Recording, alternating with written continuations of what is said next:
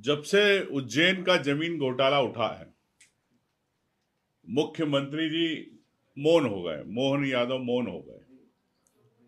क्यों मौन है?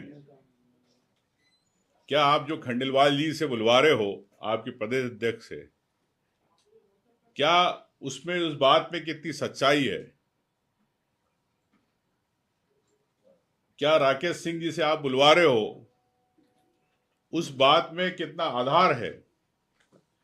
मैं समझता हूं कि पत्रकारिता हमेशा अपना काम करती, इंडियन एक्सप्रेस अपना काम कर रही, लेकिन सरकार के सूबेदार सर्वे सर्वा मोहन यादव जी चुप है।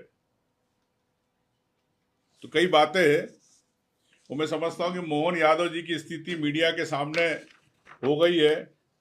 मोहन बाबू पर्दे से बाहर आई है। ये स्थिति मोहन यादव जी की हो गई है पूरे प्रदेश के अंदर कि किस प्रकार से मोहन यादव जी अब मीडिया से आप लोगों के, आपके सवालों के मीडिया के जवाब नहीं देना चाहते। ये स्थिति प्रदेश के मुख्यमंत्री की हो गई। रही बात, 3 दिन से मुख्यमंत्री खामोश है। जब से ये मामला उठा है 23 जून से,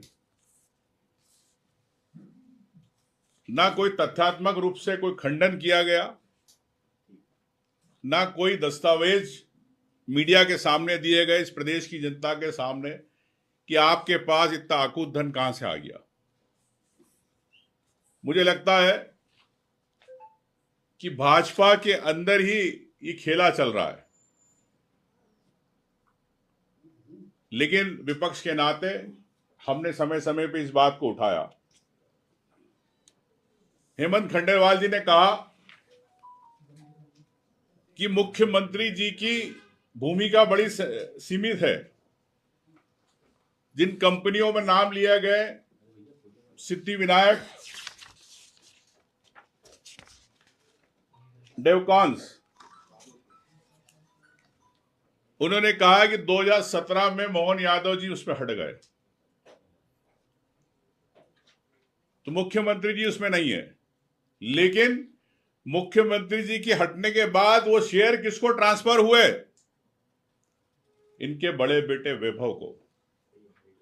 तो कहने का मतलब वही, दुकानदार वही है लेकिन दुकान नहीं है।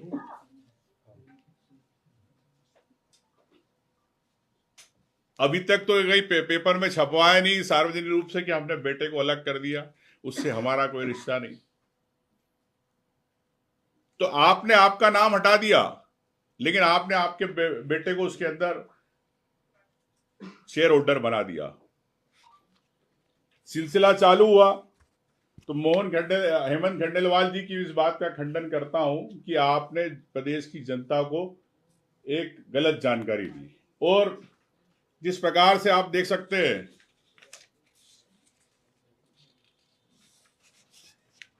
ये कंपनी की जो साइट है, एमसी की जो भारत सरकार की साइट होती है, उस पर वैभव यादव स्पष्ट नाम है।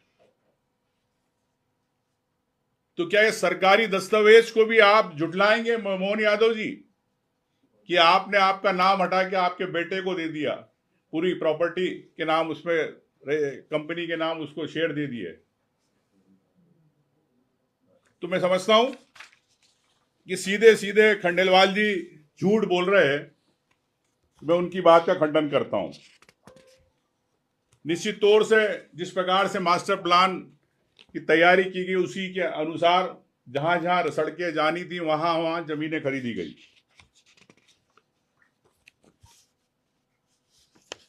मैं समझता हूं कि ठीक है, मुख्यमंत्री जी के परिवार को स्वतंत्र उनका अस्तित्व है तो खरीदने का अधिकार है, लेकिन आपका स्वतंत्र अस्तित्व बगैर मुख्यमंत्री के कैसे है? आपने कहा हेमंत खंडेलवाल जी ने कि उनके पास जो जमीनें थी वो मुख्यमंत्री बनने के पहले, 2021 से पहले सिर्फ 82 एकड़ जमीन थी। 21 से 23 के बीच में जब कैबिनेट मिनिस्टर बने 85 एकड़ जमीन हो गई। और 24 से 25 में यही 85 एकड़ जमीन 168 एकड़ जमीन हो गई। तो 2 साल में मुख्यमंत्री बनते ही अंधाधुंध जमीनें खरीदी गई। अब आपने कहा कि हमारी पुत्र वधू के नाम कोई स्थिति नहीं थी, पुरानी जमीनें थी। यह भी स्पष्ट करना चाहता हूं कि 12 प्लाट खरीदे गए जून जुलाई के बीच में 2025 में। 10.35 एकड़ गंगेड़ी में खरीदी गई। क्यों खरीदी गई जमीनें?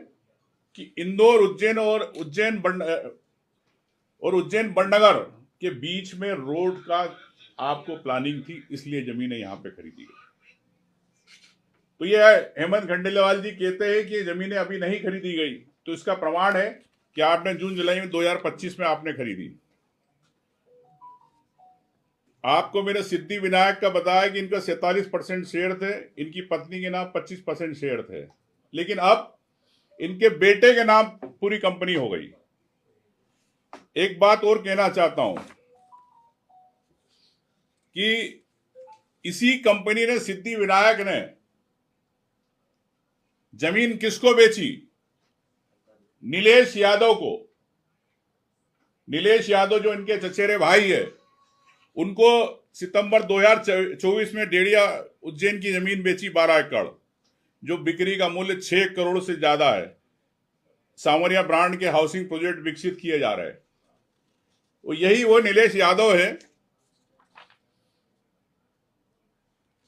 जिनके बारे में मैंने 1 नवंबर 2025 को भी मध्य प्रदेश के स्थापना दिवस पर प्रश्न उठाया था। और उसी दिन तत्काल सेम डे इसी नीलेश यादव जी ने, जिससे रजिस्ट्री कराई थी, 75 साल के व्यक्ति को इन्होंने 30 साल का बना दिया था। उसके आधार कार्ड फर्जी बना दिए थे, वोटर आईडी फर्जी बना दी थी, उसका एड्रेस फर्जी बना दिया था। 4 घंटे के बाद इन्होंने कहा कि वो जिसने हमारे नाम रजिस्ट्री करी है, ये माधवराव वो नहीं है। तो 75 साल के व्यक्ति को 35 साल का बनाया। ये कागज पे प्रमाण है। आज 8 महीने होने आए, इस पे विधानसभा प्रश्न भी हमने लगाया था, लेकिन आज तक सरकार ने 8 महीने से पुलिस विवेचना कर रही है। क्या मैं पूछना चाहता हूं पुलिस से, क्या आप नीलेश यादव को आपने कितनी बार बुलाया? कितनी बार नीलेश यादव को आपने नोटिस दिया? कितनी बार आपने इसमें क्या वरिष्ठ अधिकारियों को आपने जानकारी दी? क्या आप इसका प्रतिवेदन, इसकी आपने जांच रिपोर्ट प्रदेश के सामने लाएंगे? ये मेरा सवाल है। राकेश सिंह जी ने कहा कि जांच कांग्रेस पार्टी कह रही है, हम जांच का स्वागत करते हैं। आज 3 दिन हो गए, ना इनकी डबल इंजन की सरकार ना जांच कराना चाह रही है, ना इनकी सरकार चाह रही है। तो राकेश सिंह जी जो जांच की बात करते हैं, तो किससे जांच कराएंगे? बताएं। सरकार आपकी, दिल्ली में आपकी, प्रदेश में आपकी, कौन जांच करेगा? क्या यहां से आप सीबीआई के लिए, क्या न्यायाधीश के लिए अनुशंसा करेंगे? क्यों नहीं कर पा रहे? सिर्फ स्वागत करते हैं हम जांच का। जांच, अगर आपने कहा कि बेनामी रूप से संपत्तियां बनाई गई है, उस संपत्ति की जांच कब होगी? क्या मुख्यमंत्री खिलाफ आप जांच करवाएंगे? बयान तो दे रहे हेमंत खंडेलवाल जी, राकेश सिंह जी, लेकिन मैं समझता हूं कि इनके जो खंडन और जो बयान है तथ्यों के आधार पर नहीं है।